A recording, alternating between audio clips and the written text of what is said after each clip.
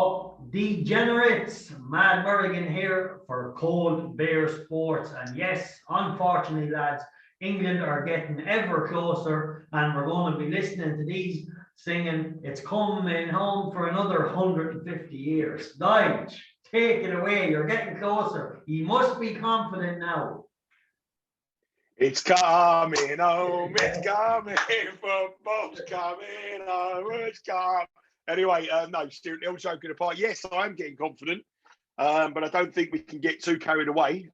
England are rightly favourites to win the tournament. They're 13.08 best price. I think that's the right price because I think they've got the easiest semi-final. But then if they get through to the final, I mean, don't rule out the Danish. I mean, the Danish are a very good side, as I've said. I've tipped them up, I've bet them. So it's a tough cheer for me. But when we get to the final, if we get to the final and play Italy, Spain, well, if anyone thinks that's going to be easy, you've got another thing coming because it's not at all. If we look at the betting to win Euro 2020, now England, like I say, are 13-8 favourites. Italy at 9-4. Our tip Spain at 9-1. They're now 3-1. And Denmark, I touched them, I bet them at 80s, 66s, and they're now down to 9s. So Denmark clearly the outsiders. Obviously, that's weighing in the favourites. But it's the best chance they've ever had have got to a major final. Better chance than they had when they played Croatia. Better chance they had when they played Germany in 1996. So best chance they've ever had it. And I think they will make the final, which we'll come on to that game a little bit later. But will they win it? That's a different question. Yeah, definitely interesting. The one thing I will say, credit where it's due, it's about time they stepped up deep in a tournament. Normally, they're going home with their bags packed. But Harry, the Hurricane, really finding stride now as well, and a real threat for you in front of goal. Another selection you would mention to be England's top goal scorer for country. So really, or for team goal scorer. So really finding stride and bang there now to pull it off. Hopeful he can get at least one against Denmark for you to secure that bet. Yeah, I mean, I was worried about him in his first couple of games. I didn't think he was fit. And then, but you watch back at the couple of games, England's whole intensive, their whole system was set up not to concede. And Harry Kane just wasn't getting the delivery. Jack Grealish comes off the bench, puts the ball in, scores with a header, and that kickstarts his tournament. And suddenly, against the Ukraine, he started getting the balls in. Luke Shaw put the balls in. The only thing disappointing for me was the left-footed effort, which he put in a worldly save by the Ukraine goalkeeper. That would have been the goal of the tournament. That would have given a hat-trick, and then it would put us up at top ahead of Sterling. But 3-3, we're favourites in that market for the top England goal scorer, so hopefully we can land a bet there. But England are looking good, and we'll come on to the game in a little bit. But before that, we've got obviously Italy, Spain to look forward to, which I think is going to be a brilliant game. Yes, definitely one, and very interesting. Tough to call for me. I suppose from a betting angle, it's like a coin flip for me, this one. I just can't seem to get an angle. Nigel, enlighten us. Where is the value in the Italy versus Spain game? Well, I think the bookies have priced it up a little bit on European history over the last 20 years rather than current form, because obviously Spain have been the dominant side out of the two. Italy famously never qualified for the World Cup. But what if you would come down from Mars and you watch these two teams in the 3 matches they played, you bet Italy at 6-4 to win this game, or 13-8 to win this game, because they've been the best team in the tournament. I think they've been the best team, better than England. I really do. I think England will probably be favourites with a home advantage if they met in the final. But I think Italy have been the best team, bar none. They've scored 11 goals in this tournament, 7 different goal scorers. They're on a 32-match unbeaten run. In their last 12 matches, they've only conceded 1 goal in regular time. And I think individually, I think they've got a better goalkeeper than Spain. I think they've got a better defence than Spain. I think they've got a better, more creative midfield than Spain.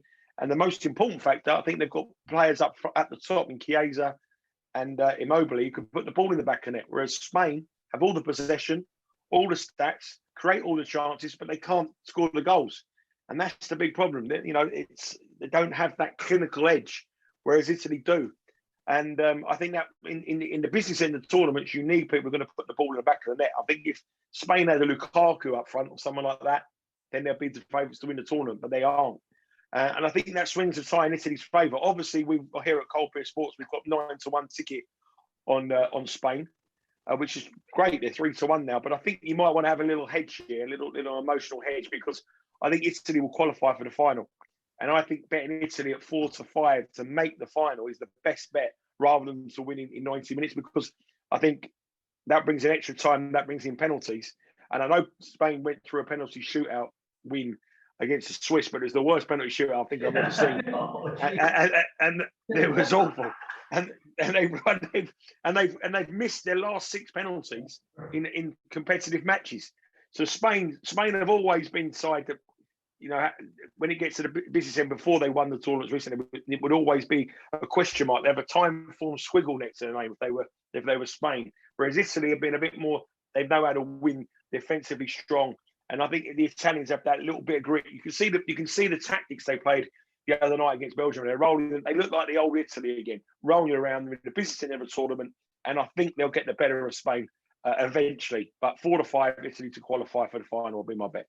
Yeah, definitely interesting game, and one I will be glued to. One not so much looking forward to, as I tipped up a horse yesterday, and apparently it came last, so a punter was given out. So I said, name your punishment. He says, wear an England jersey Wednesday. So if I can find one, if you're watching, I'll wear it, and if I can't, I'll do something. But anyway, we normally use them here just for starting the fire and things. So there might be too many pounds around.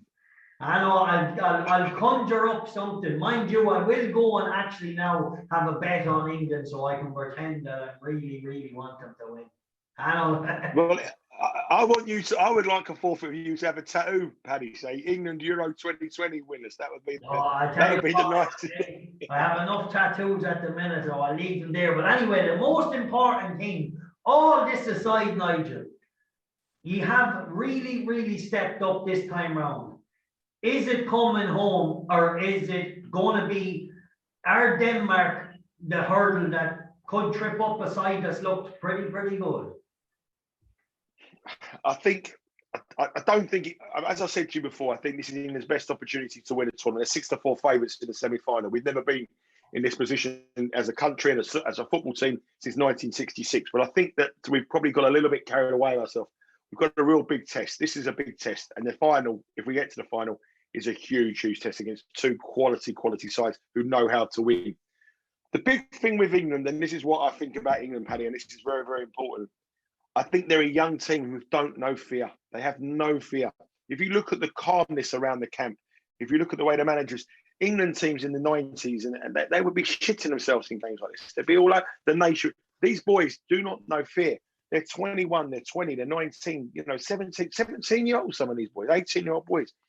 They're like, when you're 18, 19, they're being judged week in, week out now with all the fucking internet. But the thing is that they're used to it now. I mean, you look at this England team. I mean, the Man United players played in the Europa League final.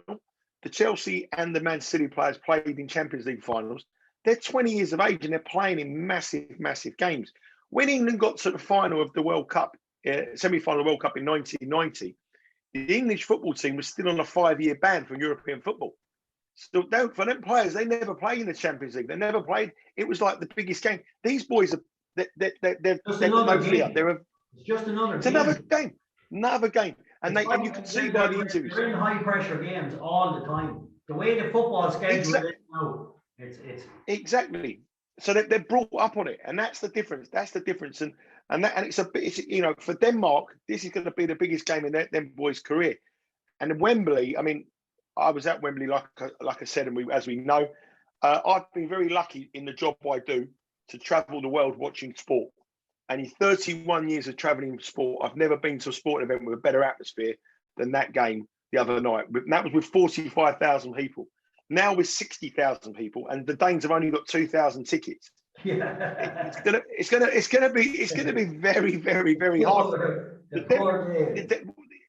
I think they're 1-0 down before the ball. You want me to send the Danes over skull caps and bodyguards? just in case they beat you 3-0. I think the thing is, I think that this game here will be close. I think there's, I don't think there's going to be 3-4-0. Denmark will be very organised. They'll be very hard to break down. They're playing on set pieces. And you've got to remember, the last time they come to Wembley in October last year, they beat England 1-0. But think about that game. England had Harry Maguire sent off after 31 minutes. They had Reece James sent off in injury time. They ended the game with 9 players on the pitch. And the person who scored the goal for Denmark in that game was Christian Eriksen. And obviously we know that he can't play. So you weigh everything up in England's favour. I just can't see how England can lose this game. The atmosphere was just so good for England. And the Danes are coming through a 2-1 real hard game against the Czech Republic. The last 20 minutes, the Czech Republic threw everything at them, and Denmark looked out on their feet. At the same time, England could afford the luxury of taking off 5 players, Harry Kane, Declan Rice, Calvin Phillips, all of them come off the pitch. They were all rested, and they didn't even bother to bring on Jack Grealish and Phil Foden. They didn't even play in that game, the quarter-final. So they're going to be fresh. And you've also got to remember as well, Denmark have got to travel back from Baku in the Azerbaijan, which is a long, it's Asia. They're coming back. And with what that country has been through in this tournament, I think they're emotionally spent and physically spent. And I just think it's another box that England have just been so lucky with the way this draw's handed. And I thought the Danes looked out on their feet. I just can't see anything other than England win. And I'm not saying this because I'm English. I'm always the person to look objectively and try to go against the English in any betting market, because betting with your heart rather than your head is the most stupid. It's the most way to go skin. But I just can't see how England can lose this game. I genuinely can't. And I think England to win in 90 minutes at 3-4 is too big. I think England will be. They're pumped, and like I say, there is no fear, absolutely no fear. These boys, it's another game. They're on a mission to win it. They've got the best manager in terms of not tactically, but the best manager in terms of just maintaining focus and just going on for another game. Not get carried away with yourself. And with the atmosphere, honestly, I just can't see Denmark. I think England get the bacon here, mate. Yeah, it's looking that way in fairness. What price the Hurricane to get a hat trick? Will you get 33s? No? I don't think it'll be that big, but I think the game's. I think one goal will win the game. I think England 1-0, Harry Kane get it. You got to remember it could be a penalty. Harry Kane takes the penalties to score the first goal. Harry Kane is 3-1, which when you consider England games previously, Harry Kane usually starts off about 7-4 to get the first goal. Goal. So that really shows you how low it's going to be. To get a hat trick, Harry Kane, you can get 40-1 with William Hill. There you go, not so bad. Yeah, that I might have a little cheeky euro on that one. Lads, well, Nigel, thanks for your expertise. And I hope, look, I know you have an interest in both sides. Obviously, as you say, you're playing with your pocket and your heart. So you're kind of, you have a sentimental one towards pride and country, but you also have a nice little touch at a massive price. So, I know which one I like. I like the money. Well, the thing is, Paddy, it could be a Spain-Denmark final, which financially will be everything for me. But I think it's going to be an Italy-England final, so I'm going to hedge a little bit. If you get to Spain-Denmark, what a final to hedge away there and just enjoy it. Yeah, but I just don't think that will happen. I honestly think England will beat Denmark. I think everything is landed for them, and I think Italy will get through Spain, because I think this is not the great Spain side. They've only won one game in 5 in this tournament, Spain. Yeah, and that was against Slovakia. England versus Italy final. That's what I'm thinking. That's what I think as well. I wonder what price would you get on that? Around. Well, you just double the 2, wouldn't you? You bet 8. You bet 4 to 5. You bet 4 to 5 in the qualifying. England will probably be about 2 to 5 to qualify. So it'll be about 4 to 5 and the 2 to 5 double, I would have thought. Well, yeah, I might have a look at that. I think that's the way it's looking. Anyway, Nigel, we'll talk to you again. You're heading to the game. You're going to be there. So no I'm going to be there. Yeah, well, listen now. If you're sending us on a video, just keep on the waters. I will do. Just one thing before I send the video, Paddy. The expenses still haven't arrived, mate. Hey, well, I tell you what, your postman's a thief. So he is. Hey, your postman is a thief. The thanks for talking is over. Thanks.